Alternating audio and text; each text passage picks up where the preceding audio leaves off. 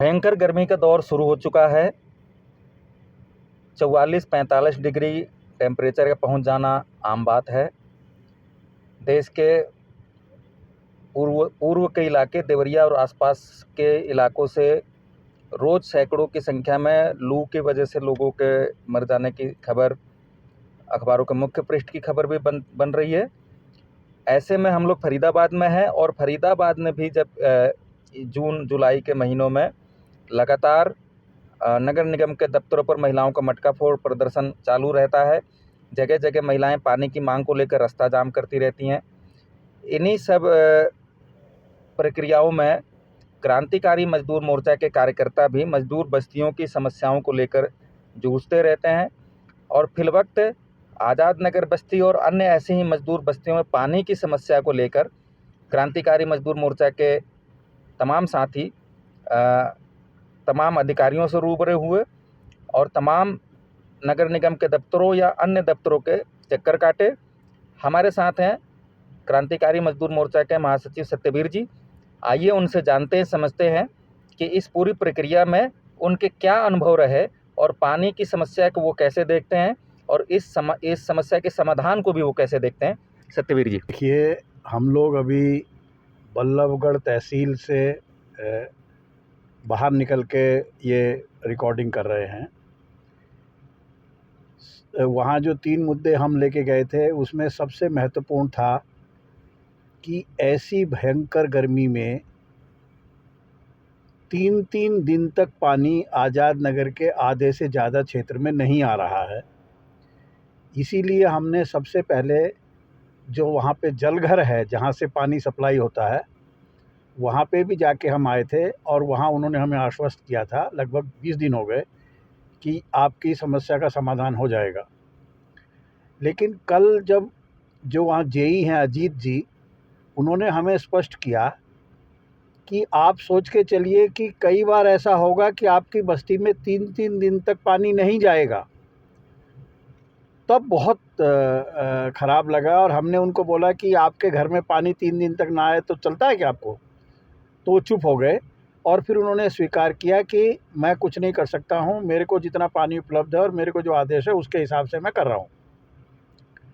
फिर हमने सोचा कि कमिश्नर के पास जाने से पहले, क्योंकि कमिश्नर साहब पहले भी कह चुके हैं कि आप संबंधित अधिकारी के पास नहीं जाते, पहले आप संबंधित अधिकारी के पास जाइए और फिर मुझे जो शिकायत दें तो संबंधित अधिकारी के नाम के साथ दें। इसलिए हम बल्लभगढ़ के एग्जीक्यूटिव इंजीनियर के दफ्तर में गए, जो कि तहसील कार्यालय के अंदर ही है। आज वहाँ पे एक्सियन नहीं थे, लेकिन उनके जो सेकंड इन चार्ज हैं ऑफिस के, उनके साथ हमारी बात हुई। तब उन्होंने हमें ये जब बताया और उन्होंने भी जेई अजीत से बात करके ये बोला कि ये बात तो सही है कि सब जगह हम सप्लाई करने की स्थिति में नहीं है। देखो जी, आप भी जानते हो, आप तो समाज के काम में लगे रहते हो, आप भी बताइए कहाँ से लाएंगे। तो मैं बोला उनको कि सेक्टर 15 में आप 3 दिन पानी रोक के दिखाइए, फिर हम मान जाएंगे कि आपके पास वाकई दिक्कत है। यानी एक तरह से प्रशासन ने ऐसा रूल जैसा बना लिया है, ऐसा मान लिया है कि मजदूर बस्तियों में रोज़ पानी देने की ज़रूरत नहीं है, दूसरे दिन भी पानी देने की ज़रूरत नहीं है। उनको 3-3 4-4 दिन तक भी पानी ना आए तो चलता है, मजदूर हैं, क्या करेंगे। तो इस तरीके का जो अन्याय है, जो असलियत है प्रशासन की और नंगई है, वो सामने आ चुकी है। आज हम उनको बोल के आए हैं कि ये हम बिल्कुल स्वीकार नहीं कर सकते। मज़दूरों के साथ आप घोषित करिए कि हमारे पानी सप्लाई की 3 पॉलिसी हैं कि जो अमीर लोगों की बस्तियां हैं उनमें डेली जाएगा, जो मिडिल क्लास की हैं उनको 2 दिन में जाएगा, जो मज़दूर हैं उनकी 3-4 दिन में जाएगा तो जाएगा, नहीं तो नहीं जाएगा। तो फिर ये संविधान वगैरह और ये सब जो है ना, इस तरीके के, ये सब ख़त्म कर देना चाहिए। फिर हम उसको राजनीतिक रूप से, जो यहाँ के मंत्री संतरी हैं, जो दुनिया भर की यहाँ पे बकवास करते हैं और जो चुनाव में अब फिर से चक्कर मारने शुरू हो गए हैं, हम उनके पास जाएंगे।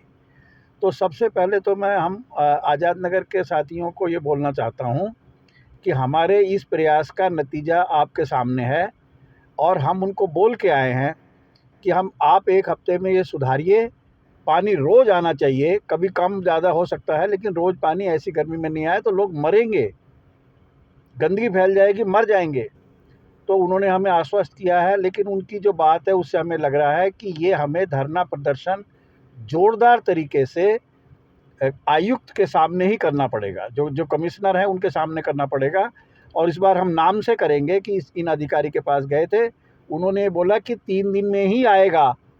तो ये आप बताइए कि गरीब आदमी क्या करे, उसको आप मार डालो फिर।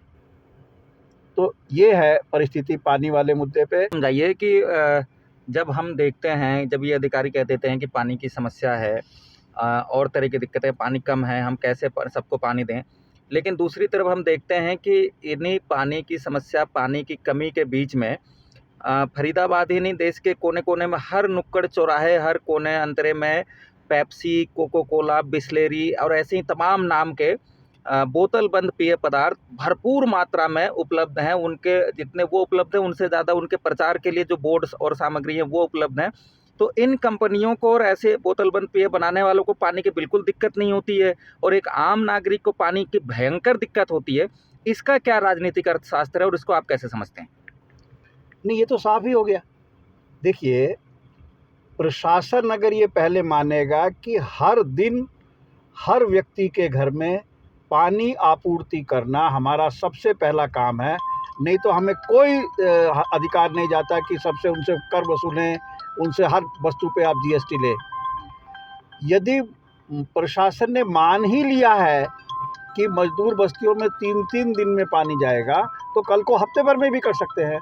तो पेप्सी वगैरह का और ये व्यवस्था तो उनकी करने की प्रायोरिटी में है ही नहीं। मतलब फरीदाबाद की 19,54,000 की आबादी में 60% मजदूर हैं, 60 बस्तियां मजदूर बस्तियां हैं। उनके लिए उन्होंने एक तरह से स्वीकार ही कर लिया कि 3-3 दिन में हम पानी दे पा रहे हैं। तो ये हालत है। ये भी हमने जब वो जलघर पे गए थे तब सप्लाई शुरू हुई थी, अदरवाइज 3 दिन में भी नहीं होती थी। तो जब वो मान ही नहीं रहे हैं प्रशासन कि हमें ज़रूरत है, उनको पानी सप्लाई करना है, तो ये कोका कोला और ये कहाँ से करेंगे? अगर वो एजेंडे पे ले लेंगे कि भाई हमें पहला जिम्मेदारी है हमारी घर घर में पानी पहुंचाना, तो फिर वो देखेंगे कि कहाँ से पानी हम कटौती करके और बचत करेंगे। ये कोका कोला, पेप्सी कोला बंद करेंगे। पानी ये वेस्ट करते हैं, चीनी वेस्ट करते हैं, तो हम ये सब व्यवस्था करेंगे। लेकिन ये प्रशासन ने मान लिया है। ये तो मैं सबसे दुखद पहलू आज की बात का यही है कि प्रशासन ने माना कि हम रोज़ पानी नहीं दे पाएंगे और उनके एजेंडे में ही नहीं है। अब हमें संगठित होकर उनके एजेंडे में लाना है कि मजदूर भी इंसान है, या तो आप घोषणा करो कि मजदूरों को हम मारने के लिए बैठे हुए हैं। ये हमारा कहना है। और तीसरा जो मैं आपको बता रहा हूँ, तीसरा भी जो काम था हमारा, वो वहाँ पे अभी भी काम शुरू नहीं हुआ जो शौचालय का है। तब उन्होंने बताया कि वो एनओसी के लिए गया हुआ है और आज ही वो एनओसी आ जाएगी और शुरू हो जाएगा। तो जो पानी वाला भयंकर मतलब किल्लत है लोगों को, लोग मरने को आपस में लड़ने मरने को तैयार हो जाते हैं जब 3 दिन में पानी आता है। गंदगी के अंबार लगे हुए हैं। उस बाबत आज़ाद नगर के लोग, फरीदाबाद की मजदूर बस्तियों वाले लोग लड़ने के लिए, संघर्ष करने के लिए तैयार रहें, वरना ये प्रशासन उन्हें प्यासा मार देगा। ये हालत है। 3 दिन में पानी देंगे, ये कहने की उनकी हिम्मत कैसे हुई? वो आप अपने घर में देखें ना जाके, एक्सीएन साहब या दूसरे जो कमिश्नर साहब हैं उनके घर में पानी ना आए तो कैसा लगता है?